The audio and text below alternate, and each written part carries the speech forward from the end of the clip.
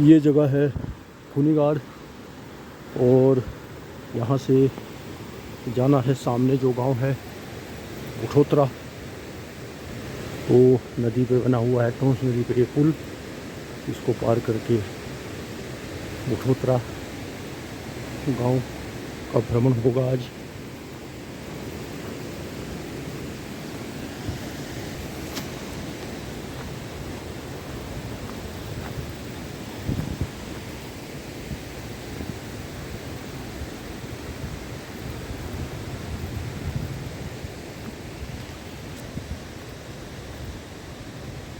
तो काफ़ी लंबे समय तक ये गांव सड़क से वंचित रह चुके हैं।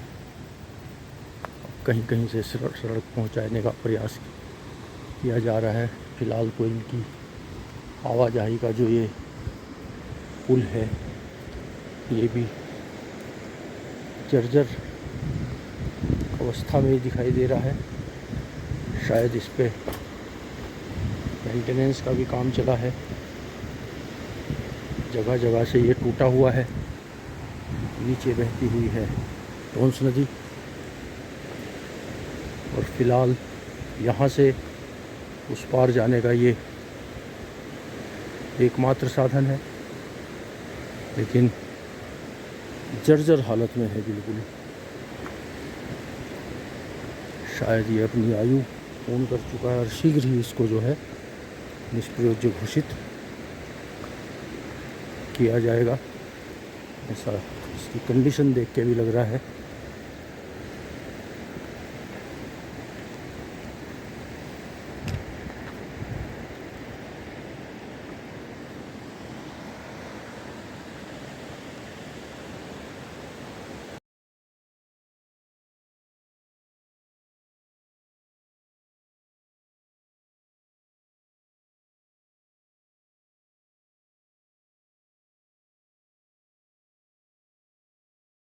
तो बुठोत्रा गांव के रास्ते में भी ये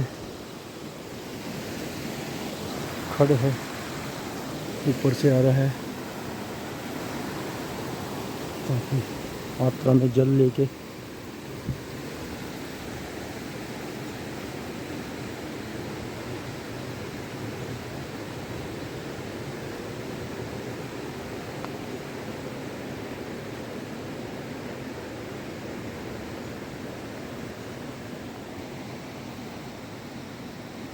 ये है बुठोत्रा गांव। बड़ा अलग थलग सा गांव लगा है।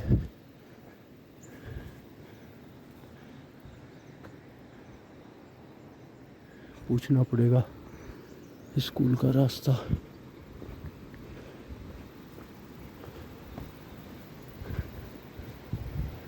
तो गांव काफ़ी एक तरीके से अलग सा ही बसा हुआ है। हालांकि अब शायद इसके ऊपर से रोड निकली है तो जुड़ा होगा, लेकिन एक समय तो ये वाकई अलग थलग गांव रहा होगा।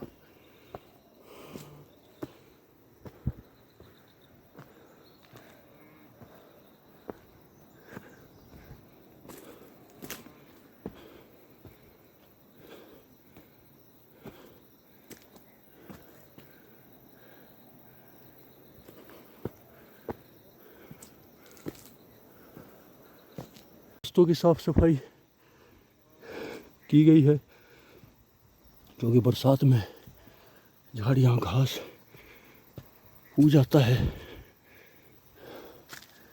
तो ऊपर आके दिखाई दिया है कि भाई अच्छी खेती यहाँ लोग करते थे और इसी कारण ऐसे इलाकों में अपने आप को हजारों साल तक उन्होंने बिना किसी बाहरी मदद के रखा और अभी भी कुछ लोग बचा के रखे हुए हैं इन खेतों को।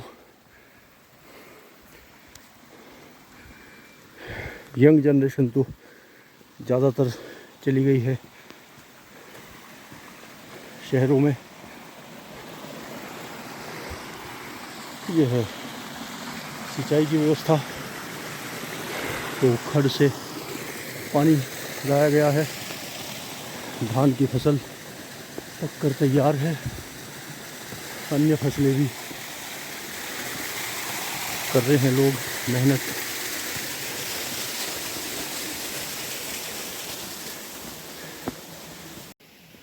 तो फिलहाल ये खेत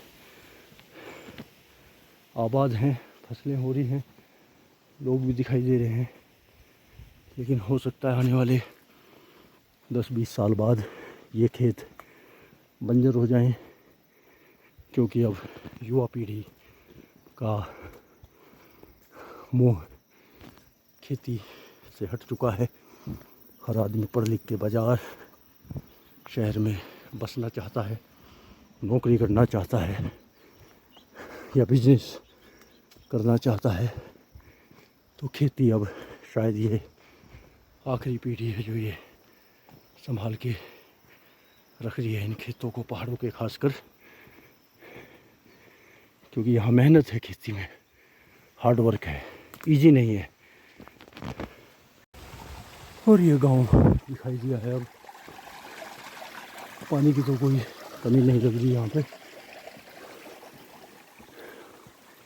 घर भी लोगों ने मेहनत से अच्छे अच्छे बनाए हुए हैं।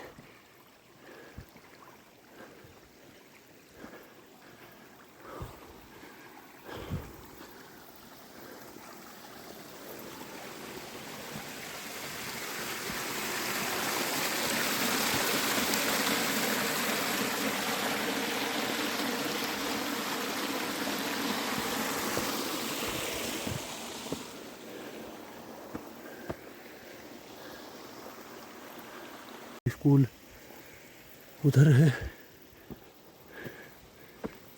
और गांव है इधर।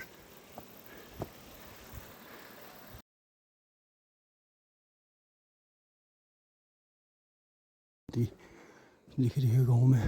लगता है लोग जो रह रहे हैं खेतों में चले गए।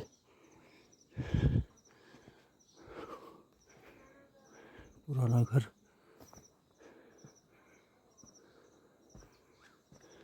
कोई आदमी मिल जाए तो मैं पता करूं।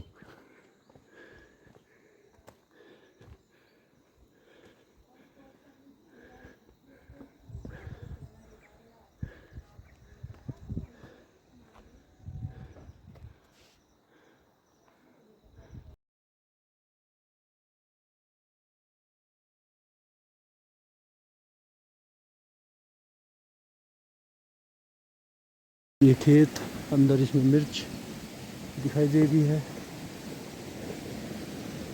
लाल मिर्च। और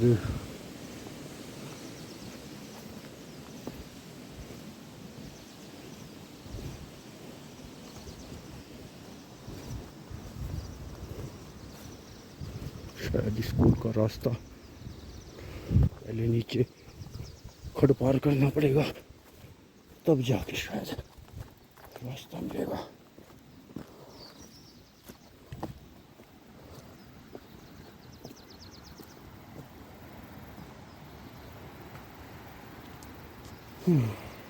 शायद पढ़ लिख कर बाहर चले जाना, नौकरी करना, शहर में बस जाना, इंग्लिश मीडियम स्कूल में बच्चों को पढ़ाना, यही हमारे यहाँ तरक्की का एक निशान समझा जाता है। तो इसीलिए अब गांव जो हैं वो खाली होते जा रहे हैं, क्योंकि हर किसी को तरक्की करनी है, शहर में जाना है, बच्चों को इंग्लिश मीडियम स्कूल में पढ़ाना है, तभी वो एक तरीके से मॉडर्न, या कहना चाहिए समझे जाएंगे कि इन्होंने पढ़ लिख के कुछ किया है। और अगर कोई आदमी पढ़ लिख के भी अपने गांव में है, अपना काम कर रहा है, खेती संभाल रहा है, तो शायद उसको वो हमारी सोसाइटी वो रेस्पेक्ट नहीं देती कि भाई ये तो गांव में ही है। गांव में रहना ही पिछड़ेपन की निशानी समझ लिया गया है। तो यही कारण है इस पलायन का, जो नहीं रुकेगा।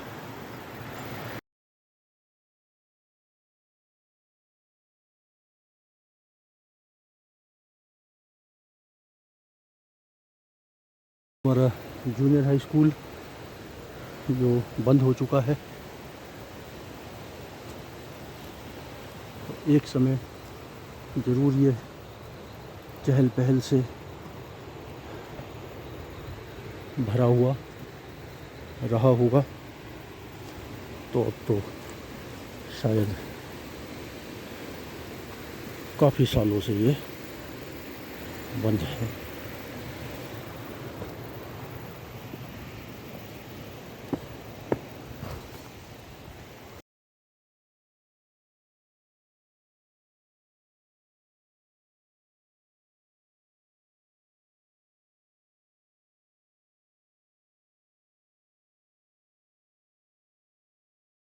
तो उठोतरा गांव से वापसी का ये रास्ता अलग बताया गया है पुल के लिए। बाकी गांव सुंदर जगह बसा हुआ है और अब तो ऊपर सरास वाली रोड से भी कनेक्ट हो गया है।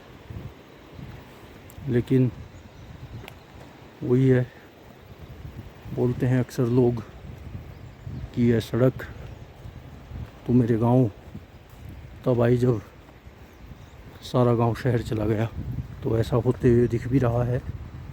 सुविधाएं आ रही हैं लेकिन लोग जो है जा चुके हैं। अब स्कूल एक एक करके 4-5 स्कूल इस पूरे क्षेत्र के बंद हो चुके हैं। और अब मुझे पता चला कि इस गांव का सिर्फ एक बच्चा हमारे इस प्राइमरी स्कूल में है, बाकी अलग अलग गांव से आते हैं। तो ये स्थिति बन चुकी है।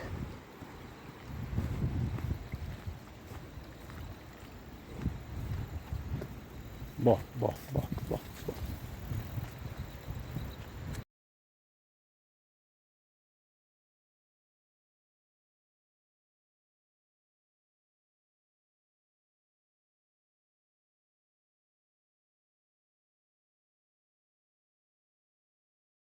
तो ये एक नॉर्मल रूटीन है उत्तराखंड के शिक्षा अधिकारी का।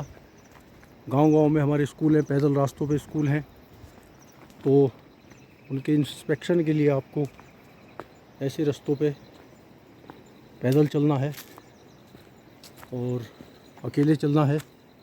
अगर आपके साथ कोई है स्थानीय तो वेल एंड गुड, नहीं तो आपको जो है अकेले ही अपनी इंस्पेक्शन वाली जो एक्टिविटी है वो करनी है।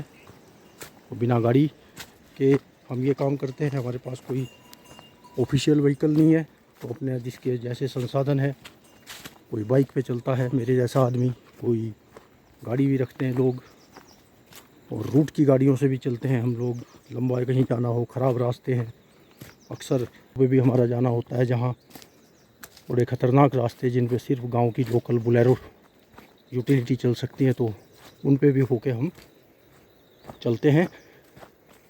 तो चैलेंजिंग टास्क है लेकिन सेटिस्फाइंग भी है कि आप कुछ ऐसे काम कर रहे हैं कि जो जनता तक उनका लाभ सीधे पहुंच रहा है। तो ये एक हमको सेटिस्फेक्शन भी इस जॉब का मिलता है, और ये सेटिस्फेक्शन ओनली आपको मोटिवेट रखता है और चलाए रखता है। तो बरसात के दिनों में रास्तों में झाड़ी घास उग जाता है, तो छोटे छोटे बच्चों के लिए भी बड़े चैलेंज है।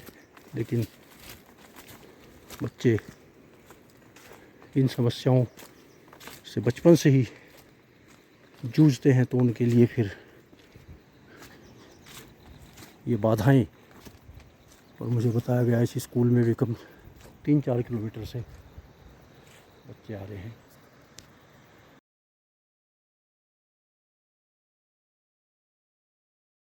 तो ये उठोतरा गांव का व्यू है। गांव बहुत ही सुरक्षित जगह और बड़े अच्छी जगह बसाया गया है। पुराने लोगों की सूझबूझ है ये। भले ही आज हमको लग रहा होगा कि हम पैदल आए, नदी पार करके आए, लेकिन उन्होंने बहुत ही सुरक्षित जगह, जहाँ पे सारी सुविधा है, पानी की सुविधा है, खेत हैं और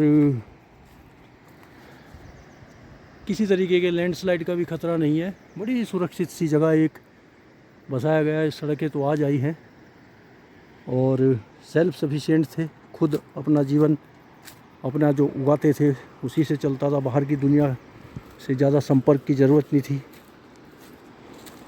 इसलिए सड़कों की भी ज़रूरत उनको नहीं पड़ी। और ये नदी नीचे बहती हुई और इस तरीके से ये काफ़ी बड़े एरिया में बसा हुआ है गांव बुठोतरा।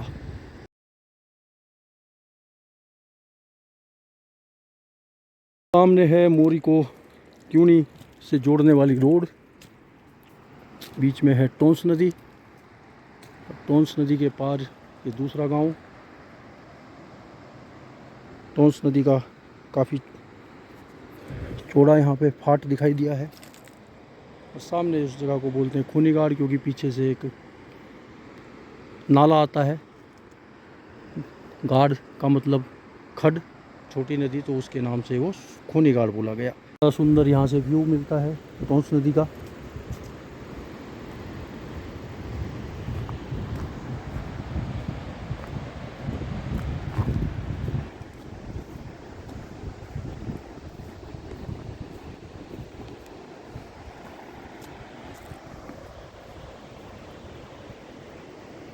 झूला पुल भी दिखाई देता है यहाँ से।